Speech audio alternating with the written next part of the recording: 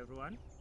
My name is Dr. Kuria Kiboi, and I want to demonstrate how to the proper way of planting seedlings to avoid losses, potential losses when they are being planted and after planting. There are many things that can happen that can make these plants not establish themselves, but we want to avoid this. So it is still the dry season. We are maybe expecting rains in 2 weeks, but I want to plant at least a few seedlings to demonstrate that you can still do this during the dry season as we wait for the rains, and the same method can be used when the rains come. So this video is going to form an overall demonstration. What I'm holding here is a polymer called Aquasorb. This is a super absorbent polymer. It comes in granular form, and just as I start, I want to make it absorb, because it absorbs water. So one grain can absorb up to 400 or 500 times its water, its own size. So I want to put it in this amount of water. I have about 5 liters of water here, and this is about 30 grams, which you normally can use around the planting hole. Once you place the plug, I'll just show without removing the paper.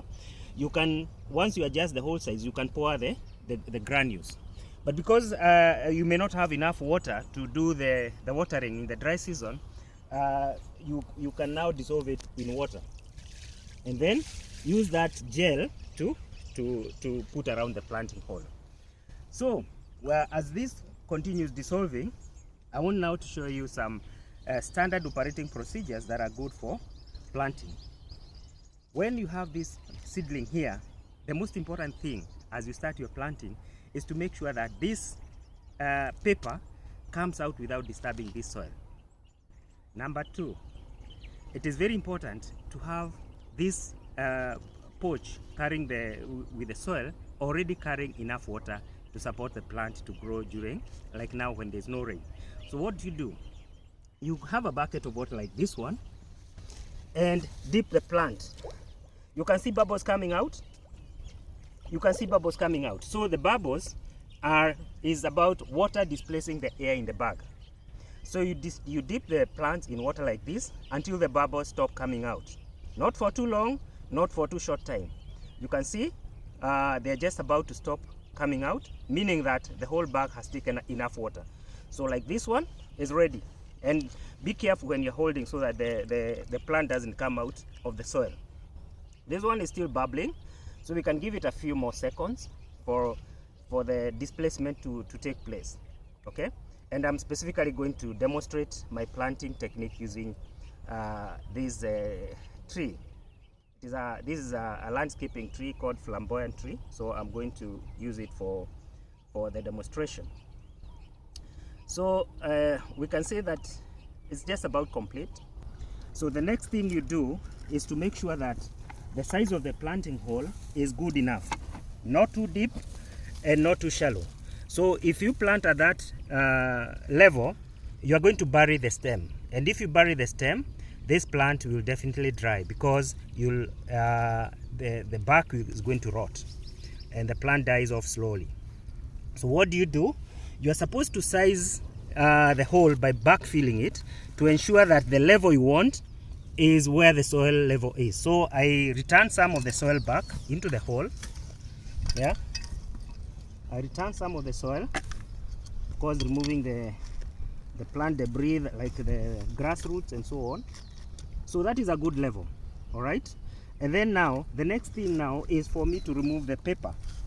And because the paper I've already dipped in water, it's wet, and I can squeeze my bag like this to ensure that the soil is not disturbed. It still sticks to the plant roots. Okay, so this now is ready for removal of the bag, because if you remove it wrongly, this plant within a day, by midday, it will have started withering, and that is what we want to avoid, because we are actually planting during the dry season, and we want this plant to stand as it is now and to stay as it is until the rains come.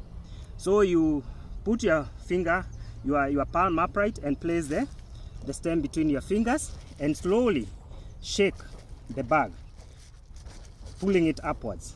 You can see the whole root is intact, the formation is compact, and there is no disturbance of the soil around the roots.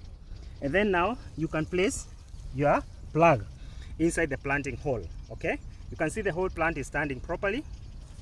And now what remains, you can now put back the soil. But as I had explained earlier, so I already have the aquasob. Now it's not completely swollen, but it's still taking up the water. You can see the gels have started expanding. The individual grains have started expanding, meaning that it's taking in water. If you give it another 5 to 10 minutes, it's going to be a complete gel around in the bucket. But because I am just doing this for demonstration purposes, I'll now pour the solution around the hole. Remember, this is an option for dry season planting. You can still do the granular form. If it's wet, you can apply just without. But the good thing with the aquasob is that it stays in the soil for 4 to 5 years. So you can actually expect it to keep absorbing and releasing water until the plant establishes. Within 5 years, this plant will be big enough. And so for now, I'm just going to pour the gel around the hole, meaning that this plant is carrying with it enough water to support it even for the next 1 month. You don't expect this plant to wither or to have signs of stress because of lack of water with this technology. So then the next thing is now to put back the soil around the hole. I can start with the topsoil that was put aside and put it back into the hole. The topsoil, of course, has more nutrients, and those are the nutrients we want to go back to the hole. So I put it back. I pull the soil back, okay, until I bury the root crown. The root crown is where the roots start, around where the plug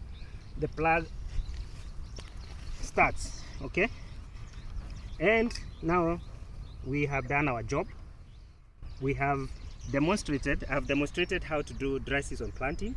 This tree, if you come at midday is when, especially with this kind of sun, is when you see a plant that is stressed. It's going to be standing the way it is. The leaves are going to be just with no stress, no sign of withering. So the next thing you can do, you can now put mulching. Mulching prevents evaporation and keeps the moisture around the plant. So mulching, basically you can pick any plant biomass like grass and put it around the base of the plant. You can do enough of it. And where there are termites, for those species that are prone to termite attack, you can leave some space just around the stem to avoid the termites eating your stem out. Okay, it depends on, some species are not affected by termites, but some are. And lastly, now you can do your watering.